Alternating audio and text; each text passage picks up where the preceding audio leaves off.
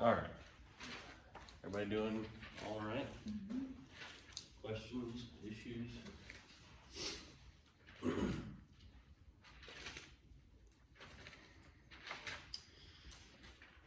Okay, well, in that case, we'll talk about the New Deal.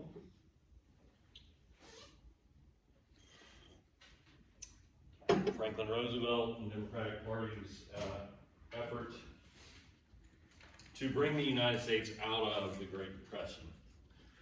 Like I mentioned last time that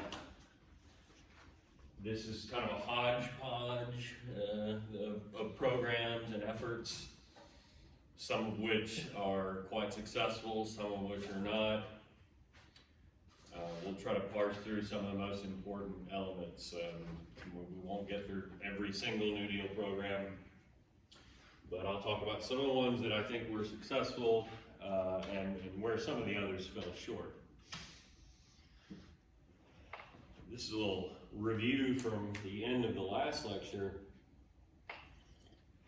In terms of the effects of the Depression, we talked about some numbers, macroeconomic indicators that prior to last year would have been shocking.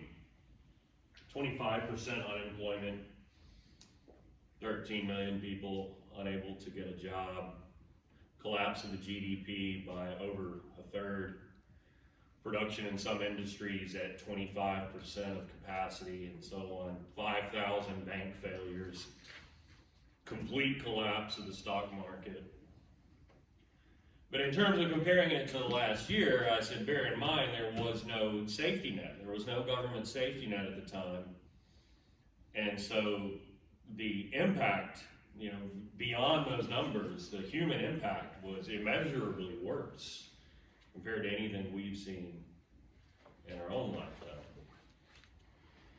And you'll recall we talked about the president at the time, Herbert Hoover, carries the lion's share of the blame for as bad as things got and loses the election in 32 very badly. An election in which the Democrats capture control not just of the White House, but of the House and the Senate too, thereby handing to the Democrats this electoral mandate for significant or fundamental change. And that is what we will talk about here today. Now, I said at the end last time that during the campaign when Roosevelt was articulating this idea of a New Deal for the American people,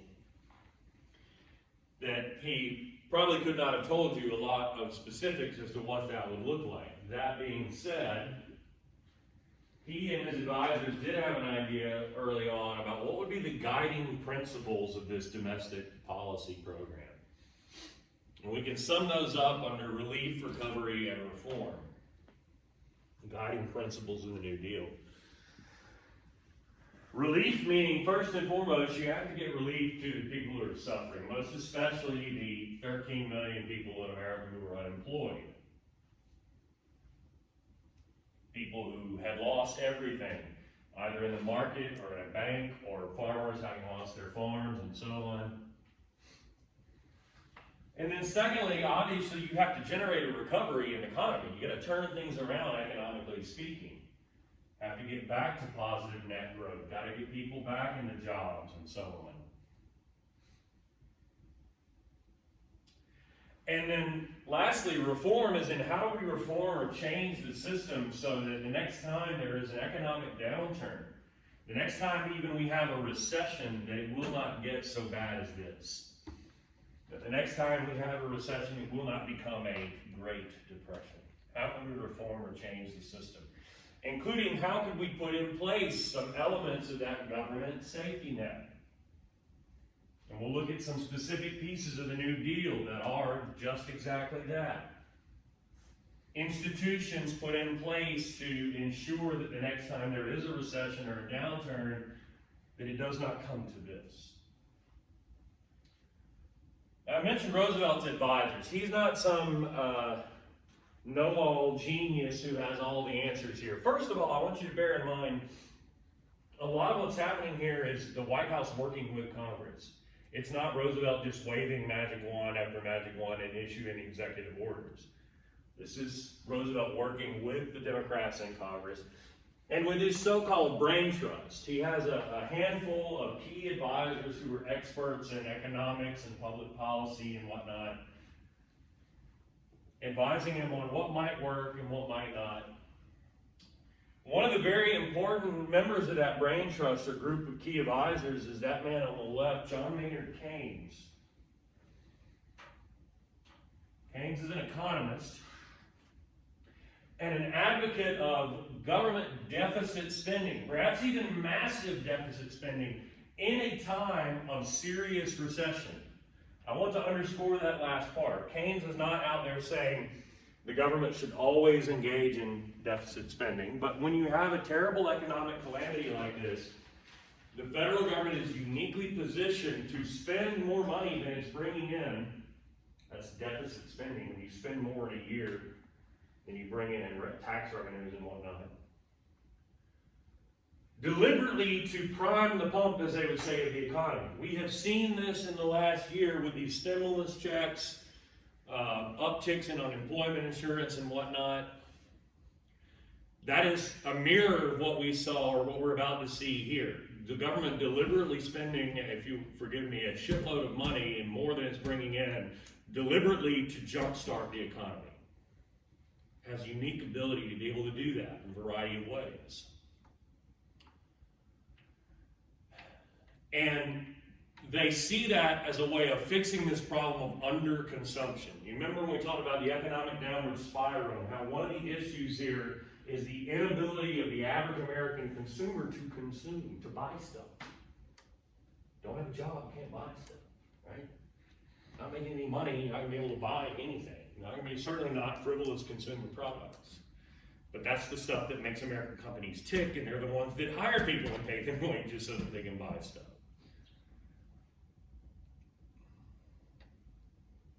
Except in this case, too, as we'll see, the problem was systemic enough, bad enough that they foresaw this not being a quick fix like with the government in the last years, of course, hoped.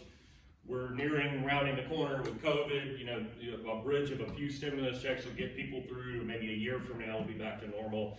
Here they're thinking this is a much more systemic problem, and so we can't just send checks out to people, which, by the way, most people didn't just want to receive a government handout, they wanted to work. So part of deficit spending and trying to fix underconsumption will be creating jobs, as we'll see federal work relief. One other thing to bear in mind in terms of guiding principles here, some historians or economists would make the argument or the case that the New Deal saved capitalism in America. And that maybe sounds a little like a stretch. But their point is, if you look at the ravages of the Depression in other parts of the industrialized world, you see people abandoning democracy. Especially in places like Germany, where they abandoned democracy in favor of fascism. Or we have seen in Russia, they had abandoned capitalism and democracy for communism.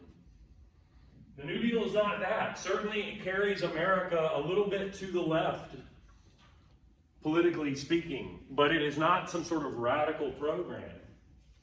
And at a time when people had maybe begun to lose faith with the capitalist democratic system, based on where it had led you. So these are not radical, these are more mainstream solutions. When Roosevelt enters office, the most pressing issue is the state of America's financial system. America's banking system is on the verge of complete collapse. And Roosevelt, as president, follows the lead of some governors in the United States who had used their powers to shut down banks temporarily. A so-called bank holiday. Holiday is a happy little word for we're shutting down the damn banks so that people stop engaging in bank runs, thereby causing the banks to fail. But you couldn't, of course, do that permanently. no kind of permanent solution, just say, well, we're not going to have banks anymore.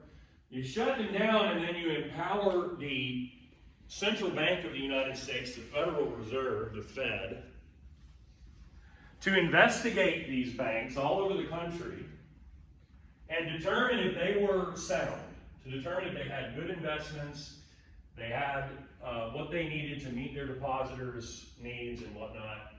And if they were in good shape, they would reopen pretty quickly. The idea here is that if your bank reopens, you ought to have confidence that it's doing fine and there is no need for you to run down there and get all your damn money out. And if that wasn't enough, Congress during the bank holiday passes an Emergency Banking Act, which empowers the Fed to, number one, supply these banks with unlimited currency so that they would be guaranteed to meet depositors' calls. So now you know, if your bank reopens, not only has it been determined to be sound, but even if that determination was wrong, your money is still going to be there when you go to get it out. Therefore, there's no need to do that. Deposit insurance, which is made permanent with the creation of the Federal Deposit Insurance Corporation, or the FDIC. And number two, per the Emergency Banking Act, the Fed is empowered to work with those banks that are in trouble and to provide long-term loans to help them get in a better position so that they could then reopen. You walk in any bank today, you will see, unless it's a credit union, they have a similar version for that, but FDIC insures each depositor's money up to $250,000. If you're a millionaire, you just have multiple accountants. What about the stock market, though? The administration creates a Securities and Exchange Commission to regulate trading in the market, to discourage risky investing, to license investors, make sure everything's on the up and up,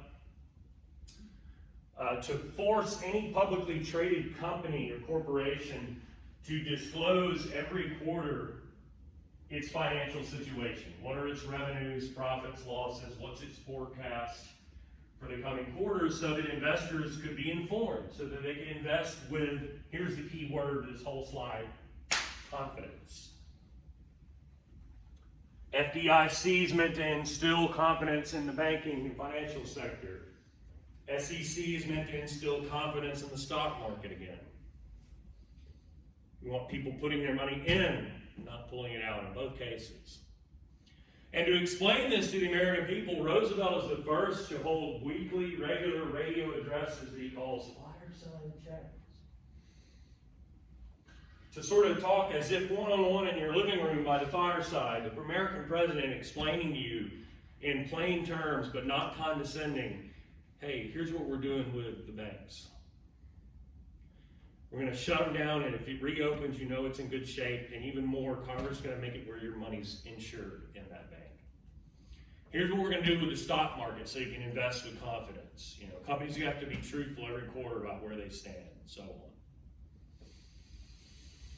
This is one of the things that endears Roosevelt to the American people, and one of the ways that we can juxtapose him with Herbert Hoover and see that he's quite different indeed. Well, I mentioned federal work relief. People need jobs. The government is in a position to engage in deficit spending.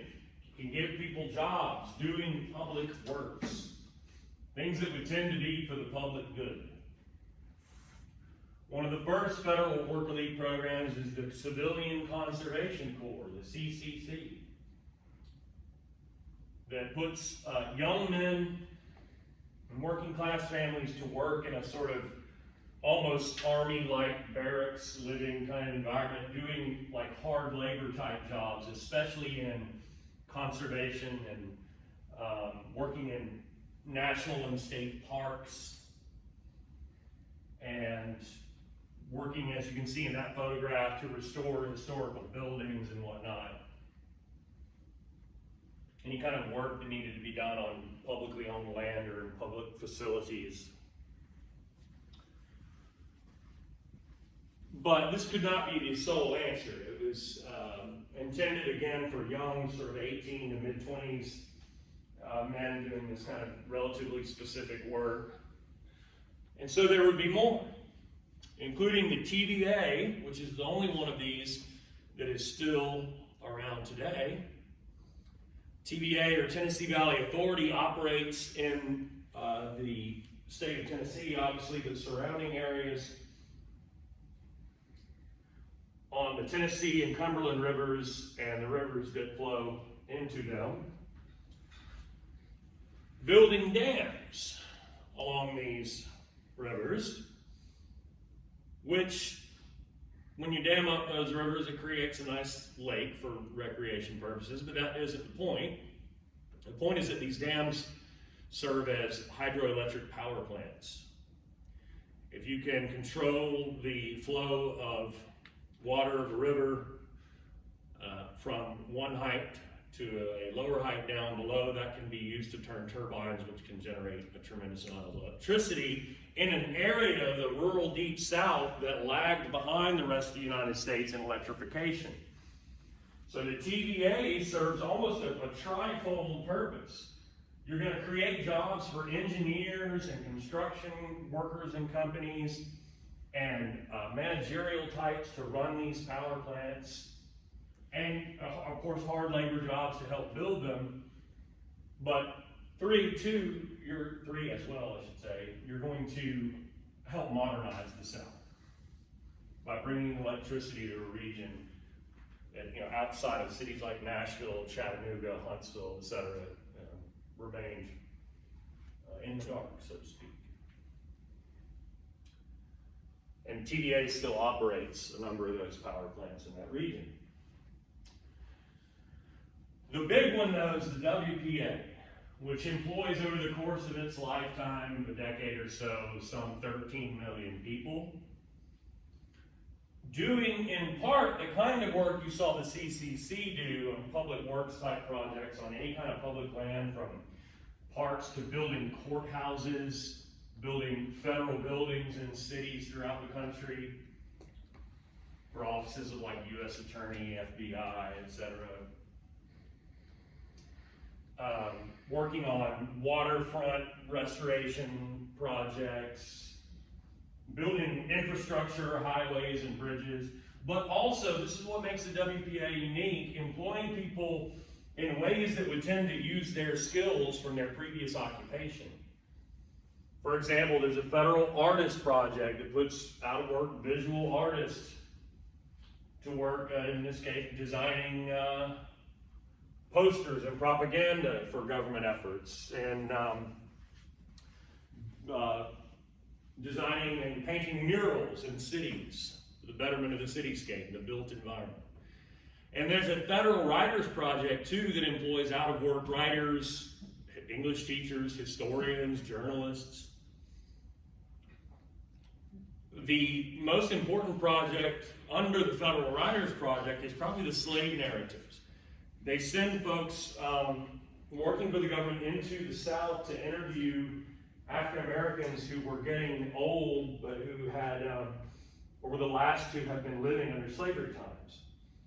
To have them tell their stories before they died. What a shame if this whole generation of people died without being able to record their stories, their narratives of what it was like living under slavery in the South. And now we have this treasure trove of transcribed interviews that you could go online right now and just parse through. It's magnificent for historians, of course.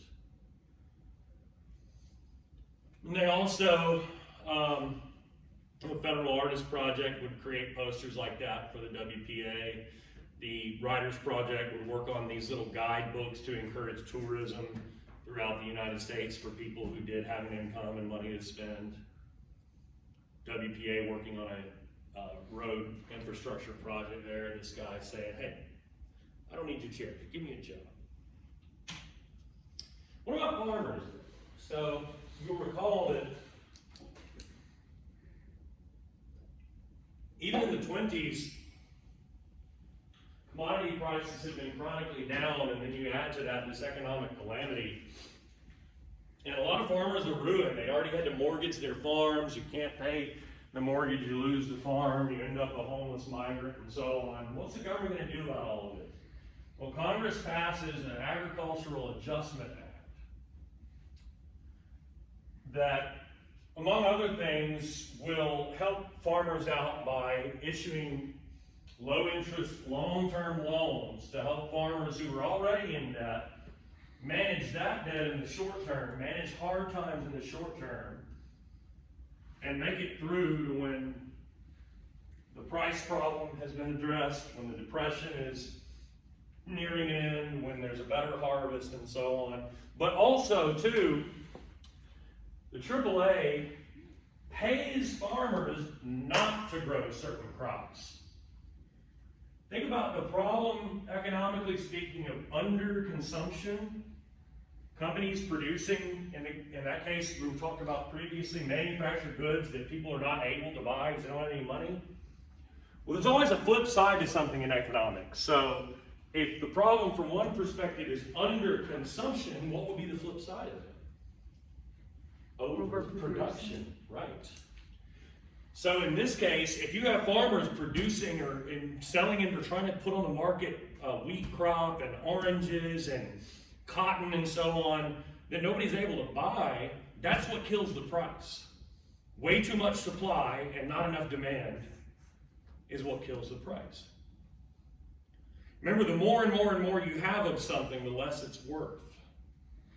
So the idea from an economics perspective is get farmers to stop producing this shit for which the price is in the tank, and that this would tend to, over time, lift the price by creating, in this case, artificial scarcity. So you pay farmers stipends and say, hey, this year, don't plant wheat or send it to market. Don't plant cotton. Don't send your cattle or hogs to market, please. Oh, you've already got oranges growing in your orchard. Well, why don't you burn it? You've already planted your wheat crop. Why don't you destroy that? I know it's sad to go and have to exterminate some of your livestock, but, from an economics perspective, here's your stipend. We promise this will fix the price problem, and it does. In terms of success and failure, this is a success in terms of the price issue for a lot of these commodities. But you, of course, had people wondering, we've got people hungry in America and homeless and jobless, and we're destroying foodstuffs. The answer would be, look, from a humanitarian perspective, it may seem even absurd, but on paper, as an economic solution, it will work, one. And two, think about what has to happen to that wheat or those livestock or whatever else it is from the point of sale from the farm to somebody's kitchen table or stomach. It has to be processed. And the federal government doesn't have the capacity to oversee the mass processing of foods.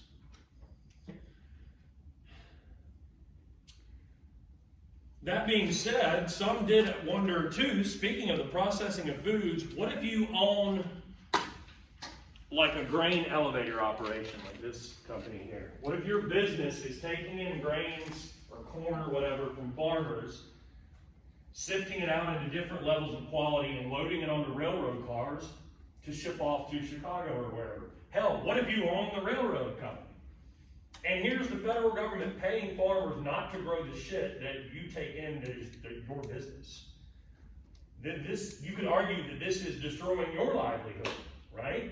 And they did, and the courts listened, and initially the Supreme Court rules the AAA unconstitutional.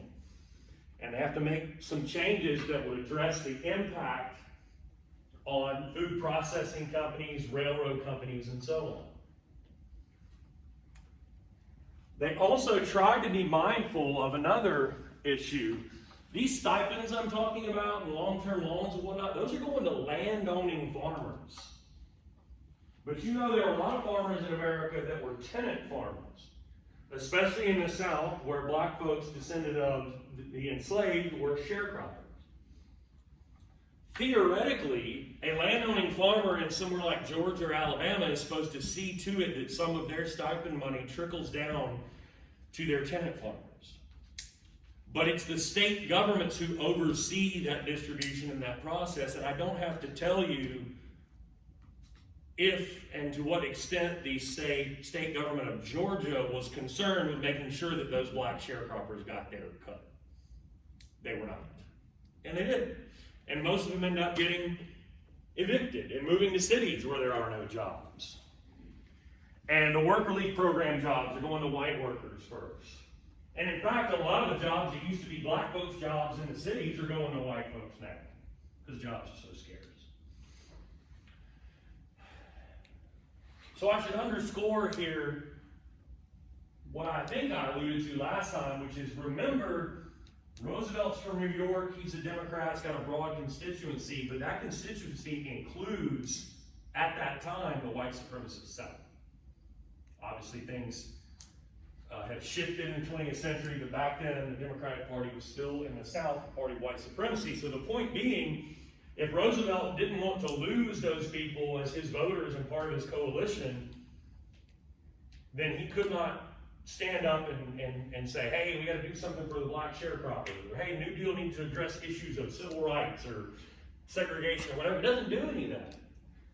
In fact, one of the legacies, I should have this in the PowerPoint and don't, one of the legacies of the New Deal is that when they make home loans broadly available to people in cities throughout the country, they draw out maps of neighborhoods and say, okay, this neighborhood is preferable for banks to lend to. Also, don't lend to people in this neighborhood.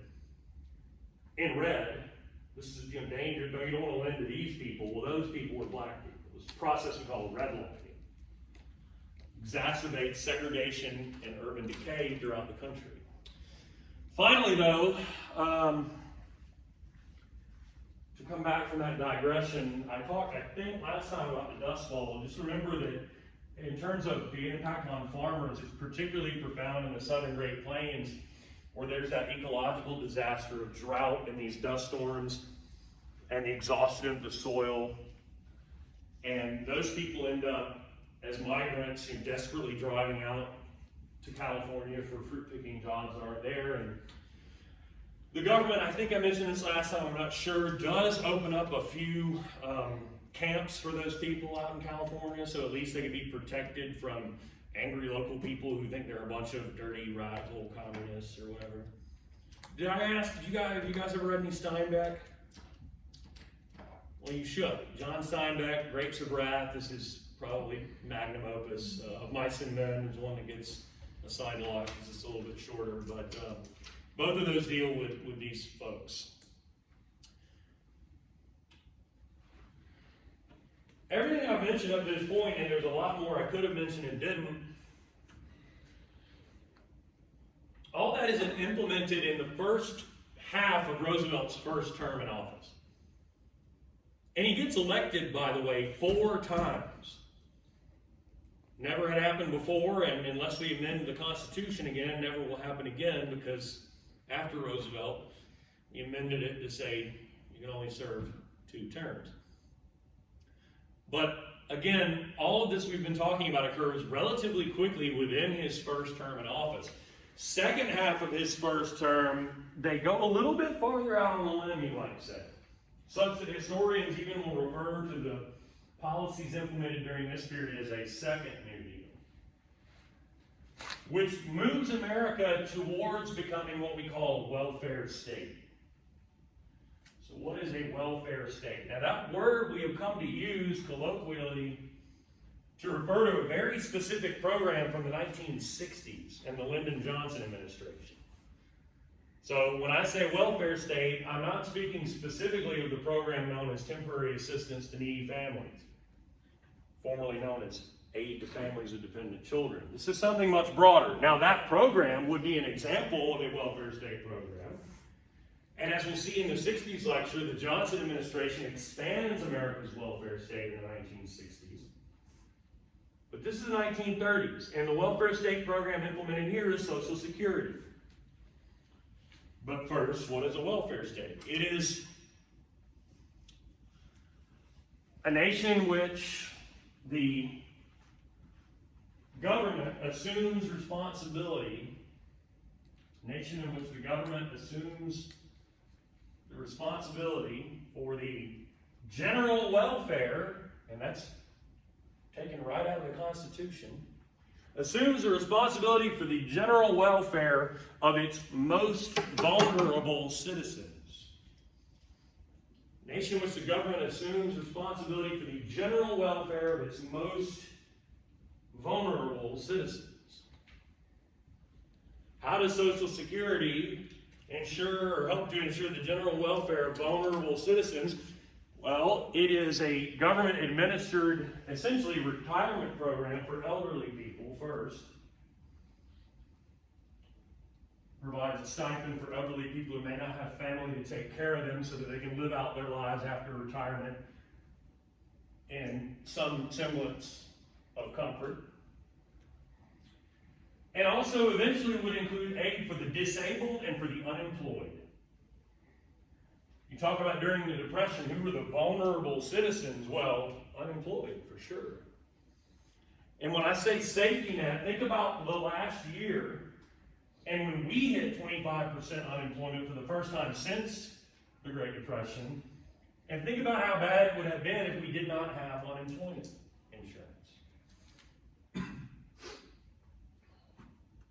So this is a foundational welfare state program. Again, we'll talk about this more in the 60s lecture when the Johnson administration enacts Medicare and Medicaid and the numerous other programs that build upon this. But I want to make that clear. Those are not from the New Deal. Those are later. The second New Deal period also sees some major victories at the federal level for the very first time for the labor movement. Passage, for example, of the Wagner Act or the National Labor Relations Act. The National Labor Relations Act or the Wagner Act creates the National Labor Relations Board. The NLRB is still in existence and mediates disputes between organized labor and their employers. Tries to prevent strikes or to mediate those when they do happen. It guarantees workers' right, by the way, to organize. You have the right to join a union. And if that right is being abused, then you can file complaints with the NLRB that would investigate that. This is more significant in terms of the NLRB being an institution to whom workers could bring their concerns with the enactment of the Fair Labor Standards Act. Go in your workplace, if you are employed, or go in the break room here, and you'll see this right here, your employee rights under the Fair Labor Standards Act, including the establishment for the very first time of a federal minimum wage. Adjustable, but as I'm sure you're keenly aware, has not been raised in quite a while. Also, the 40-hour work week, finally. Establishment of an overtime pay system. If you work over 40 hours in a week, you're entitled to time and a half. And finally, two, regulations against the exploitation of child labor. Federal minimum wage, 40-hour work week, child labor prohibitions. Big victories for the labor movement. And I should say, too, that at this time, you have the creation of the Congress of Industrial Organizations, the CIO, which, unlike the AFL before it, is not restricted to skilled laborers, and is not discriminatory when it comes to immigrants, women, people of color, etc., and which during this period begins to oversee the organization of millions of unskilled workers throughout the country for the first time. I obviously didn't bring notes today, therefore don't have the numbers in front of me, but the number of organized union member workers in the country during Roosevelt's presidency increases dramatically. In part, thanks to the creation of the CIO and also to the creation of the NLRB and protections for workers' rights. Questions? Now,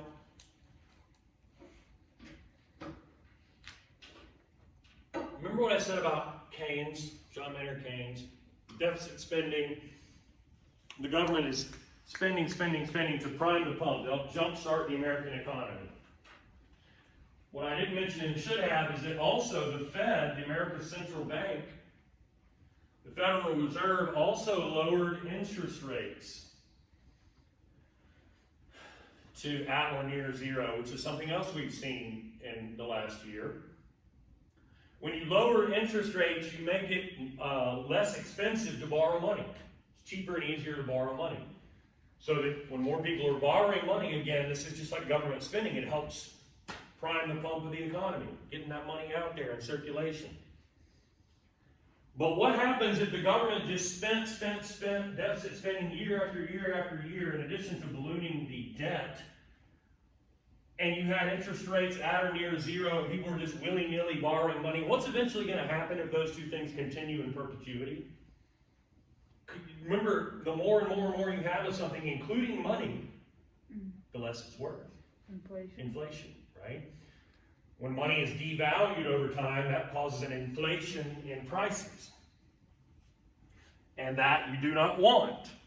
And they began to think, around about 1937, it was time to back off. It was time to raise interest rates, balance the budget, stop deficit spending. Look at these graphs. Top one is the GDP, bottom is unemployment. So you would expect when we hit the Depression, GDP will fall significantly and unemployment will rise significantly, and that is what you see. GDP collapses between 29 and 32, unemployment skyrockets to 25%. New Deal programs are implemented beginning in 32 though, and yes, we see the GDP begins to go back up. Just about to where it was in 29 before the collapse. Unemployment doesn't fare quite so well, but look, it gets down below 15%. And the thinking was, all right, it's time to back off, but then look what happens here and here. Backfire, looks like. Over that year, unemployment goes back up, GDP goes back down. And then there's a lot of finger pointing at that point. People who had been opponents of the New Deal all along were like, see, the New Deal wasn't really, the cause of this recovery. We were just naturally coming out of it. New Deal recovery was a facade and so on. But people like Keynes are saying, see, I told you it wasn't time yet. It was too early to take your foot off the gas. We shouldn't have raised interest rates. We shouldn't have balanced the budget yet. Should have continued deficit spending under low interest rates. And so the following year, they went back to what they were doing, and lo and behold, unemployment starts to go down again, GDP starts to go up again. Now, having said that, that would cause some to make the argument the New Deal was pulling us out of the Depression, and the New Deal was going to pull us fully out of the Depression. The problem is we can't really say that with 100% certainty. Now I think we could reasonably say, most would, I think there are people I know, scholars who disagree with this and say it's all about the monetary policy, which is partly over my head. But I think most historians would agree that the New Deal certainly prevented the Depression from getting worse and began to, in important ways, pull us out of it. But we can't sit here and say 100% New Deal is what got us out of depression, because what happens in 1939 in September? What happens in December of 1941? Why do we see unemployment collapse to near zero and the GDP skyrocket well beyond what it had been in the 20s? World War II. And most would agree it is the mobilization of the American economy for total war again, and the commitment of the federal government to that effort. Similar to World War I, supplying the Allies first and then robust American involvement after Pearl Harbor, most would agree it is that, ironically, that is what finally lifts America fully out of the Great Depression. So we will never know if it had not been for World War II, would the New Deal have fully done it? Does that make sense? Now, one other thing to consider, well, a few other things, since we have time, plenty of time. The New Deal, in addition to establishing the pillars of America's welfare state, really changes in a lot of Americans' minds the general role of the federal government in society. That when things turn towards the catastrophic, that is the federal government that we look to do something about it, to fix it, and to help us. Now that said, I do want to, this is what happens when I don't have notes, I forget things, which is probably why we're done so early, because I probably missed a whole bunch of things. A word back about Social Security. Those federal work relief programs, setting aside the long-term role of the TDA, those are meant to be temporary, as part of temporary deficit spending. Social Security is permanent, so it could not be funded through federal government deficit spending. How is Social Security funded? Yeah, by all of us, right? We pay into it and then draw out of it after we retire, right? So that is a little bit different. Having said that, the New Deal certainly does increase the scope of the federal government, alters forever the role the government plays, as I said, in society and in our lives. I mean, our Social Security card becomes our sort of federal government identification, right? And you have the creation of all these new agencies that'll be expanded in the 60s and even under Richard Nixon in the 1970s and on and on.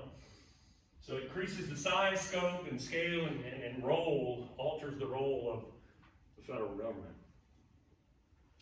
It alleviated a lot of the suffering. That relief element was dramatically important.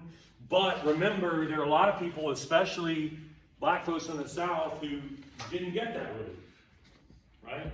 And certainly the New Deal did not do anything to advance, didn't do anything significant to advance the cause of civil rights, or to end segregation, or to address disenfranchisement.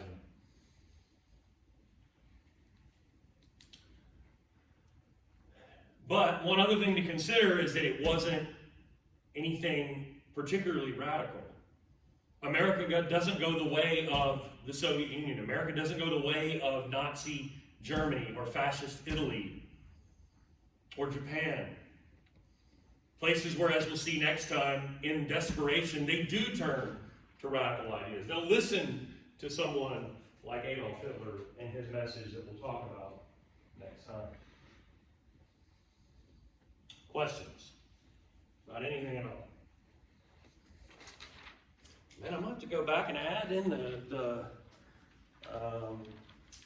all kinds of the NRA and all kinds of other alphabet soup stuff if we're done this early.